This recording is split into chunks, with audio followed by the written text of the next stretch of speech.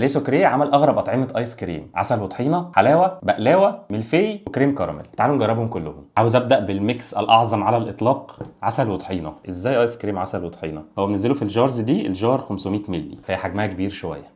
هي من جوه شكل كان كده، شكل الايس كريم كده من جوه، العسل باين قوي من تحت. بسم الله. ده عسل وطحينه بجد، طعمه حلو قوي. ايس كريم نفسه كريمي قوي وانت بتاكله. لو انت بتحب الميكس ده زي حالاتي هيعجبك قوي. ايس كريم بقلاوه، ايس كريم بتويست شرقي شويه. هو ايس كريم ومقطعين جواه تقريبا قطع بقلاوه بمكسرات، شكله حلو.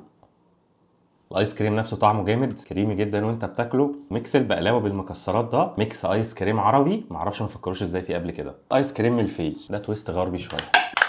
ملفي ايس كريم عليه من فوق الوش كده ايه رشه ملفي برضه.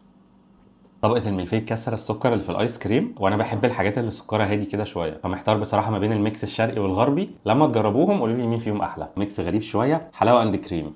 حلاوه طحينيه بجد.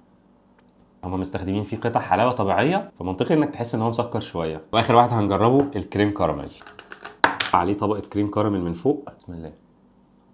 واو، ده احلى واحد فيهم تقريبا. تحس ان الايس كريم نفسه كريمي اكتر من اللي قبل كده. طعم الكراميل فيه مش مسكره قوي، ريكومندد جدا، انصحكم تجربوه. لما تجربوه عاوزك تكتبوا لي تحت في الكومنتات ايه اكتر طعم عجبكم في الخمسه.